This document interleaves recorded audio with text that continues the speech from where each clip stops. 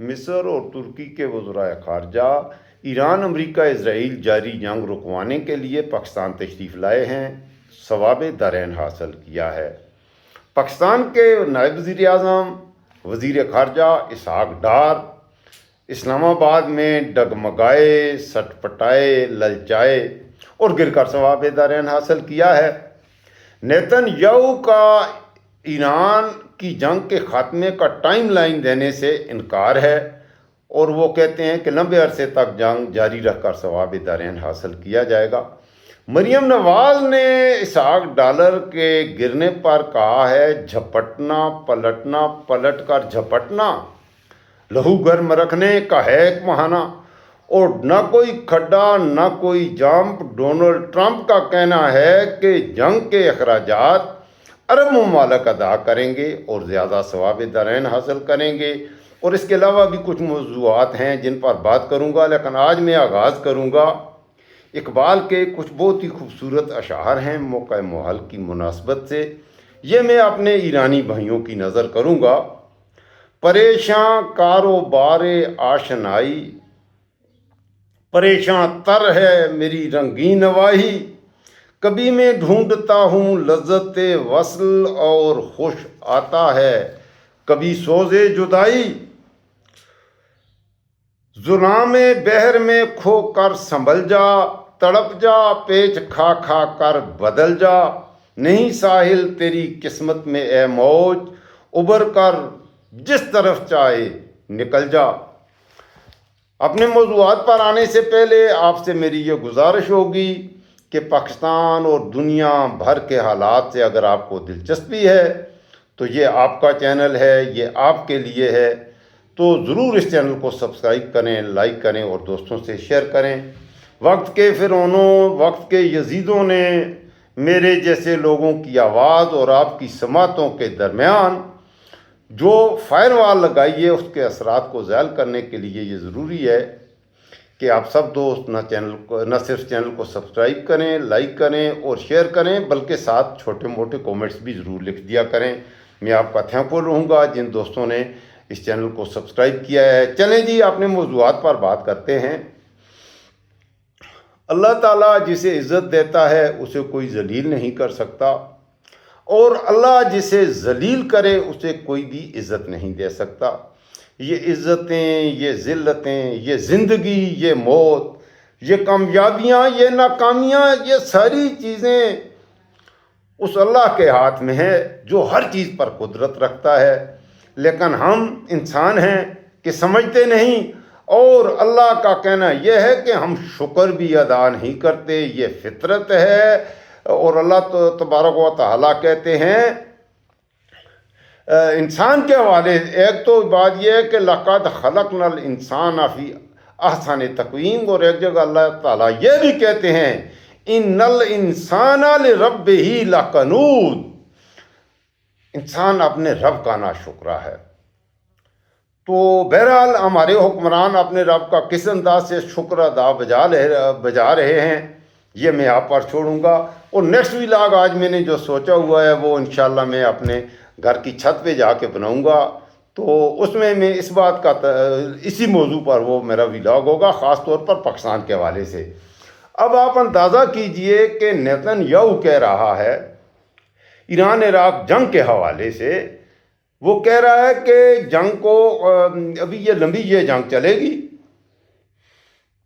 اور اس جنگ کی ٹائم لائن ختم ہونے کی وہ دینے کو اس نے کہا ہے ہم نہیں دے سکتے، لمبی جنگ چلے گی۔ اس سے ایک بات تو نیتن یاہو کے اس حالیہ بیان سے گزشتہ روز جو نیتن یاہو نے دیا، اس سے ایک بات تو کلیئر ہو رہی ہے کہ یہ جنگ نیتن یاہو کی مرضی سے شروع ہوئی ہے اور نیتن یاہو کی مرضی سے ختم ہوگی۔ اگر نیتن یاہو اس جنگ کو لمبا لے کے چلنا چاہتا ہے، پوری دنیا بھاڑ میں جائے، جو بھی ہوتا ہے ہو، لیکن جنگ بہرحال نیتن یاہو چاہے گا تو جاری رہے گی، نیتن یاہو چاہے گا تو یہ جنگ ختم ہو جائے گی۔ ایک بات۔ دوسری بات یہ ہے کہ ڈونلڈ ٹرمپ نے تو کمال ہی کر دیا ہے، نہ کوئی کھڈا نہ کوئی جمپ۔ حالیہ بیان میں گزشتہ روز ٹروتھ پر اس نے جو بیان داغا ہے، جو نشر داغا ہے، ٹرمپ نے کہا ہے کہ جنگ کے اخراجات عرب ممالک ادا کریں گے۔ اب عرب ممالک انکاری ہیں کہ ان کا اس جنگ سے لینا دینا نہیں۔ ایک طرف تو وہ کہہ رہے ہیں کہ ایران کے ساتھ وہ جنگ نہیں کر رہے، یہ اسرائیل اور امریکہ ہیں وہ کر رہے ہیں۔ پہلی بات تو یہ ہے کہ یہ جنگ اس کے ریزنز میں جائیں، یہ جنگ شروع کیوں ہوئی؟ آیا اس میں یہ جنگ شروع کرنے والا ایران ہے؟ ایران نے جا کر ان ملکوں پہ سٹرائک کیا تھا یا پہلے ایران پر سٹرائک کیا؟ ایران تو اپنے ملک کی حفاظت کے لیے وہ جنگ لڑ رہا ہے۔ ایران اپنی مدر لینڈ کو ڈیفینڈ کرنے کی جنگ لڑ رہا ہے۔ چلیے اس بات کو بھی چھوڑ دیجئے، مذہب کو بیچ سے نکال لیجئے، حالانکہ مذہب کو مسلمان نکالتے نہیں ہیں۔ مسلمان کی تو جنگ کی بنیادی اس کا دین ہوتا ہے، اسلام کے لیے وہ لڑتا ہے، اسلام کے لیے جیتا ہے، اسلام کے لیے مرتا ہے۔ دیکھیے، ایک مسلمان کی زندگی جو ہوتی ہے وہ اللہ کی عطا کردہ ہوتی ہے، اور وہ اسلام کے لیے جینا، اسلام کے لیے مرنا، یہی اس کی زندگی کی سب سے بڑی کاز ہوتی ہے، اور this is one of the noblest cause. یہ اس کی زندگی کی اہم ترین مقصد ہوتا ہے کہ اللہ کے دین کی سربلندی کے لیے اس نے زندگی میں جدوجہد کرنی ہے۔ تو یہاں پر آپ اندازہ لگائیے کہ وہ ایک طرف وہ کہہ رہے ہیں کہ یہ جنگ نہیں ہے، دوسری طرف ایران پر جو حملے ہوئے اس میں ہمارے عرب بھائیوں کی زمینیں استعمال ہوئیں، اور اب یہ بات کھل کر سامنے آ گئی ہے، ان کے منافقانہ کردار جو ہیں وہ کھل کر سامنے آ رہے ہیں۔ صدر ٹرمپ خود کہتا ہے کہ آپ کو یہ جنگ کا خرچہ آپ کو دینا ہے۔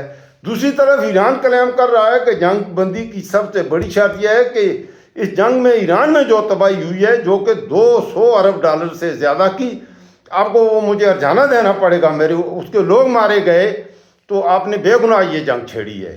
تو یہ بات ہے۔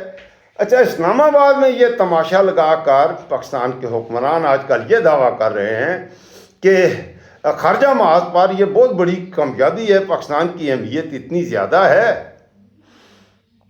کہ یہ جنگ رکوانے کے لیے امریکہ نے پاکستان سے ریکویسٹ کی ہے۔ امریکن پاکستان سے ریکویسٹ کریں گے اس جنگ کو روکنے کے لیے۔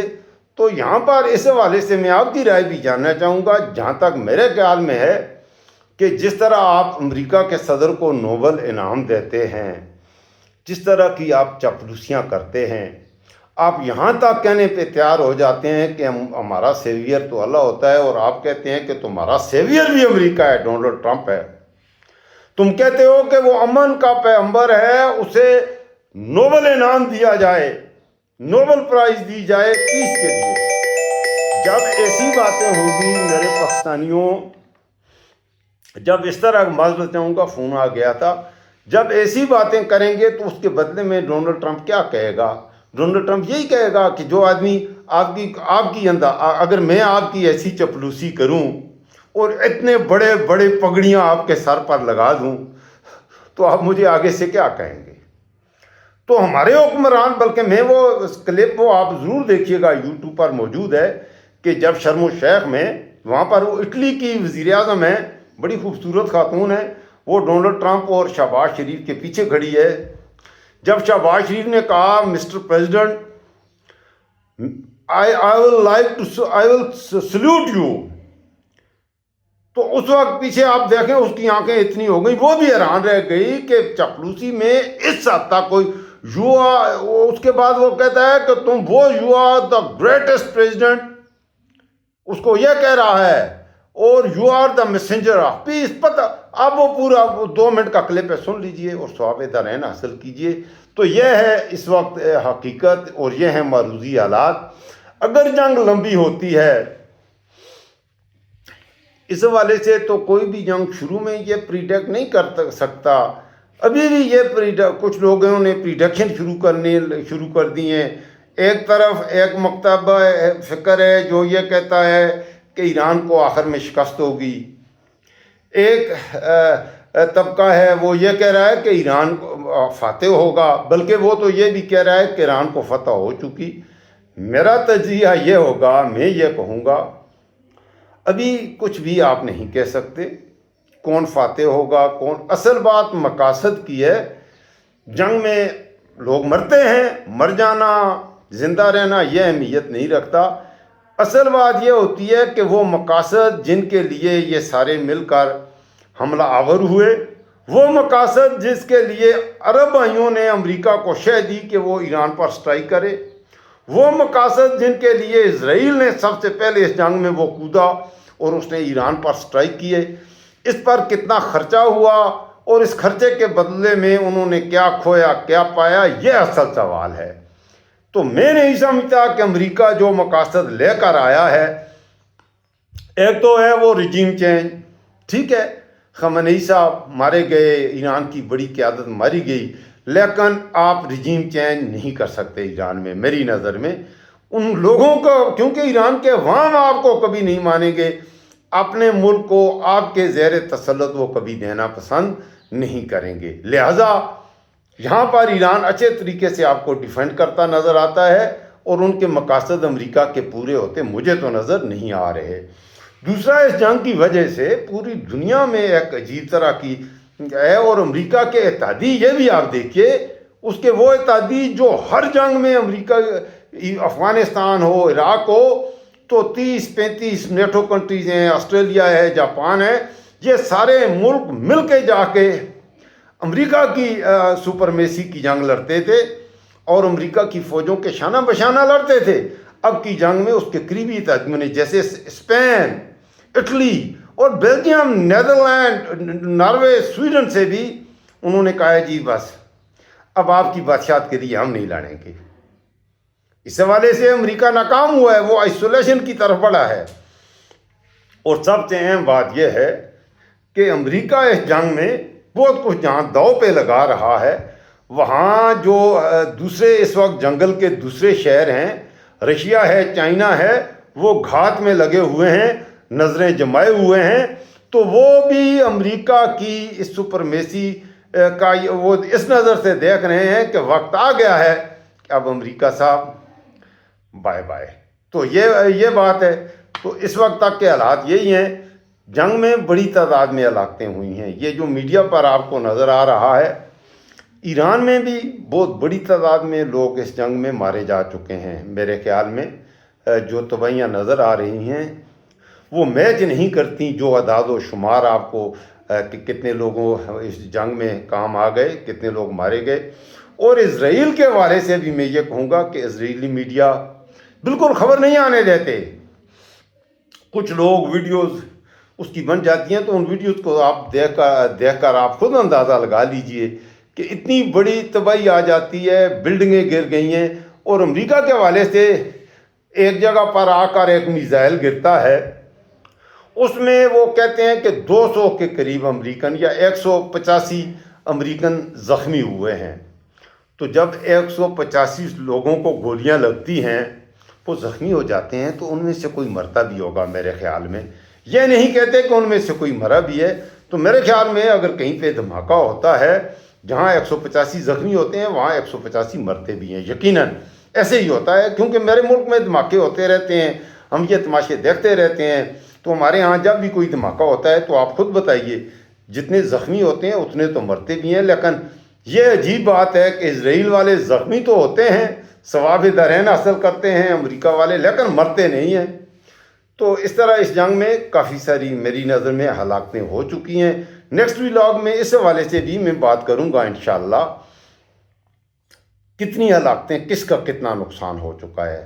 حقیقت کی دنیا جاننے کے لیے میرے ہم سفر بنیے. یہ آپ کا اپنا ڈیجیٹل پلیٹ فارم ہے، آپ کا چینل ہے. اور آخر میں پھر آپ سے یہ گزارش کروں گا، میں نیا نوجوان یوٹیوبر ہوں، تو اس چینل کو کی گروتھ کے لیے مجھے آپ کے تعاون کی بھی، آپ کی سپورٹ کی ضرورت ہے. یہ آپ کا اپنا چینل ہے، تو ضرور نئے آنے والے دوست چینل کو سبسکرائب کریں، لائک کریں، اور فائر وال کے اثرات کو زائل کرنے کے لیے آپ کمنٹ ضرور لکھا کریں. اپنا خیال رکھیے گا، اپنا خود خیال رکھیے گا. جس ملک میں آپ رہتے ہیں یہاں کوئی کسی کا خیال نہیں رکھتا. اللہ آپ سب کا محفوظ و نگہباں ہو. اللہ میرے پاکستان کا محافظ و نگہباں ہو. اللہ حافظ، فی امان اللہ.